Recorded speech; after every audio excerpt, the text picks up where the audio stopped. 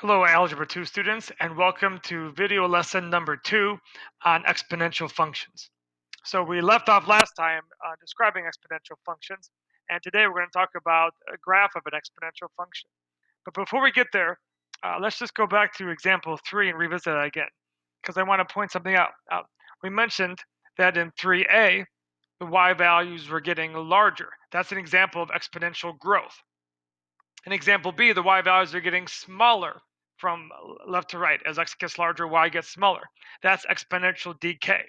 So my question for you then is, how can we tell whether, if you look at the equation, how can we tell if we have growth or decay? And what you want to look at is the base, what kind of number the base is. If the base is larger than 1, we have exponential growth. If the base is smaller than 1, we have exponential decay. So that's what we're going to start with today. If you have b to the x with b is greater than 1, that's an example of exponential growth because the y values will be increasing on that interval. If you have b to the x where b is less than 1, but remember, b has to be positive all the time. So if b is between 0 and 1, that's exponential decay. All right, so you can tell just by looking at the function whether you have exponential growth or decay, whether the base is larger than 1 or less than 1, right? Which should make sense logically if you think about it. If you multiply by a number larger than 1, the values get larger. If you multiply by a number less than 1, the values get smaller. Okay, so what we want to talk about is the growth and decay, what the functions look like, what the graph of the functions look like, all right? And there's some similarities between both. It's basically the same function. You just flip around the y-axis to go from one to the other.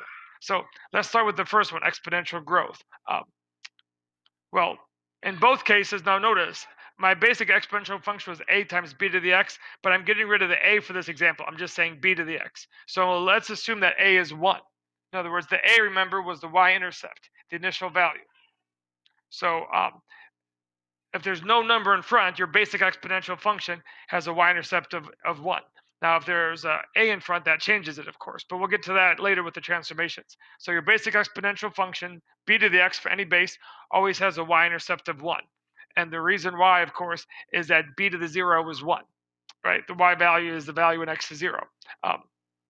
Well, since b to the 0 is 1, let's actually write that down here. The y-intercept is always 0, 1.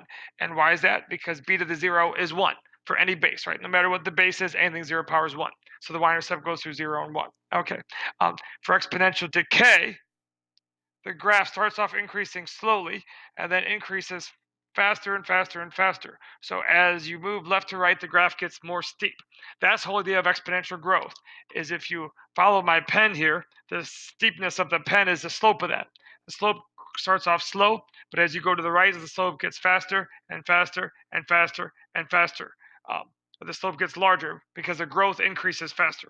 So that is what makes the function exponential, is the slope increases from left to right. Okay.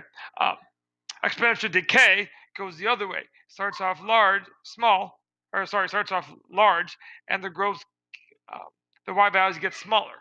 Starts off large, the y values get smaller from left to right. So this is exponential growth. This is exponential decay. Both functions, if you notice, have a horizontal asymptote at y equals 0. Here approaches it to the left, here approaches to the right. But both functions have a horizontal asymptote at the line y equals 0. Okay, now let's talk about some other points on the graph besides just the y-intercept. What about the b? Well, b to the 1 is b, right? Anything the first part itself. So no matter what b is always the y value when x is 1. So the function always goes to the point 1b. Function goes to the point 1b, okay? And then what about when that negative 1? Well, remember, a negative exponent means take the reciprocal of the base. So at negative 1, the point is the reciprocal of b. So when you're graphing exponential functions, these are the 3 points I want you to see. Negative 1, 1 over b, 0, 1, and 1b, okay? Now, what about if b is less than 1? Well, it turns out the same 3 points, right? You're still going to have the point 1b, because b to the 1 is still b, okay? Now, you may notice that this time, the b here is below 1, but that's because you're given that your base is less than 1. So 1b is below 1. And then at -1, once again, it's the reciprocal of b. Now this time, since b is less than 1, the reciprocal of b will be greater than 1, which is why this value is above 1. Okay, so the y values are getting smaller, but the 3 points are still the same 3 points. -1, 1 over b, 0, 1, and 1 comma b. Those are the 3 points I want you to graph for any exponential function. You can always find more points if you want to get a better graph, but I want to see those 3 points. Okay, so now, as I mentioned, both graphs have this y-intercept of 0, 1 initially. It can change with transformations, but 0, 1. Horizontal asymptote y equals 0. And they also have the same domain and range. The domain, as I said on the previous video, is all real numbers. Domain for all exponential functions is -infinity and infinity. The range, however, notice the y values in both graphs are above 0 because there's a horizontal asymptote with 0 never crosses 0. So the range for both functions is 0 to infinity. And once again, that range could change if you do a vertical shift, but the basic graph has a range from 0 to infinity. Okay, so let's start by graphing a few basic exponential functions on the bottom 3 here. And then on the last page, we'll do some transformations. Okay, so I want to graph the function 5 to the x. So once again, there's 3 points I want to show. These 3 points right from above. So the b is, in this example, the b is 5. So what are the 3 points? Let me list them here, then I'll graph them. -1, reciprocal of 5, 0, 1, and 1, 5. Those are the 3 points I want to see on your graph, okay? So -1, 1/5, 0, 1, and 1 comma 5, okay? And then the graph, as always, should have a horizontal asymptote of y equals 0, and it increases to the right. All right, so there we go. That's what the graph should look like. And since your b is bigger than 1, that's an example of exponential growth. Okay, so the reason we need to plot these other points is the b tells you how steep it grows, right? If it's bigger than 1, it's growth, but obviously the larger the base, the faster it's going to grow. The smaller the base, the more slowly it's going to grow. Okay, next one here, 2/3 to the x. This base is less than 1, so this is going to be an example of decay. All right, so let's plot the 3 points. Okay, at -1, it's the reciprocal of 2/3, which is 3/2. Okay, once again, do not write 1 over 2/3. That's too confusing. Just take the reciprocal, 3/2. 0, 1, and 1, the base, which in this case is 2/3. So let's plot the 3 points. -1, 3/2, or 1.5, 0, 1, and 1 comma 2/3. All right, so plot the points, connect them with a curve, and there's your graph, exponential decay. Next one, 2 to the -x.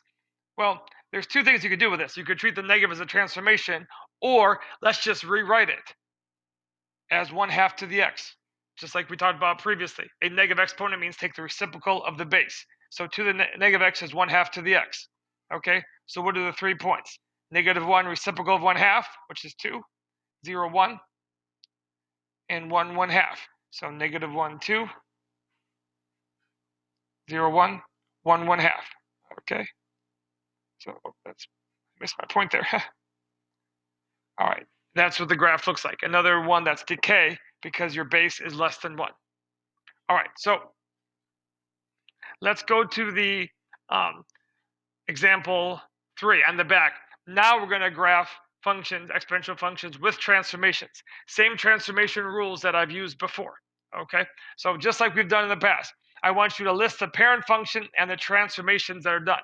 Okay, and list them first, and then we're going to apply those transformations to the graph. Okay, and when you're done, let's say the domain, the range, and the horizontal asymptote. Okay, so let's start. Take away the negative and the 4. What's our basic function? Our basic function is y equals 3 to the x. 3 to the x. Okay, so let's plot that one here. Our first graph will be just the base function, 3 to the x. So -1, 1/3, 0, 1, 1 comma 3. Okay, so let's graph that. Now you can even do another one if you wanted to, right? Plug in 2 for x. 3 squared is 9. So if you want to be a little more precise, you could put 2 comma 9. All right. Anyways, now let's talk about the transformations. The negative in front of a function. Remember, if negative out in front of a function is a reflection about the y-axis. I'm sorry. I said I meant x-axis. Reflect about the x-axis. The y values change sign, right? Anything done outside a function changes the sign of the y coordinate. If the y changes from positive to negative, you're going to reflect about the x-axis. So that's going to reflect about the x-axis. And then the +4 is again outside, so it's vertical. That's a vertical shift up 4 units. So I'm going to shift the graph up 4 units vertically. So I'm going to take these points, these 3 points that I graphed, I'm going to flip them about the x-axis and then shift them up 4 units. Okay, so let's do that now. Let's start with this point here, 0, 1. Make it 0, -1, add 4, -1 plus 4 is 3. Let's go to 2, or sorry, 1, 3. Make it -1, -3, and then add 4, and it'll go to 1. All right, and you could do one more if you wanted to. Take 2, 9, make it 2, -9, add 4, -9 plus 4 is -5. Okay, and then -1, 1/3, make it -1/3, and then add 4 will be 3 2/3. All right, now whenever there's a vertical shift, you also should show the changing the horizontal asymptote. That will help you draw the graph. There was a horizontal asymptote at y = 0. Because I'm shifting up 4, draw that asymptote at y = 4. So draw a dashed line. Draw a dashed line at y = 4, right? That's your horizontal asymptote. Always show that on the graph if there's a vertical shift. All right, and then connect the points, and then there's your final graph. Okay, so start with the 3 basic points on your initial function, list the transformations, apply those transformations to the graph, just like we've done before. All right, and the domain is all real numbers. That doesn't change. The range, now the y values did change because it was flipped upside down and shifted up 4. So the y values are everything below 4, not including 4 because it doesn't cross the horizontal asymptote. Everything below 4. So -infinity to 4. And the horizontal asymptote then, as we said, is at y = 4. Okay, so why don't you take a moment, pause this video, and try part B yourself.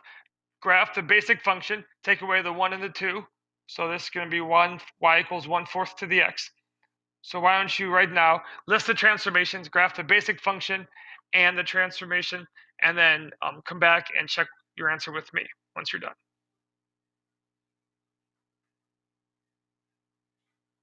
Okay, now that you're back, let's start with that. 1/4 to the x, you're going to have 0, 1, 1, 1/4, -1, reciprocal of 1/4, which is 4. So that's what it looks like. So that's y = 1/4 to the x.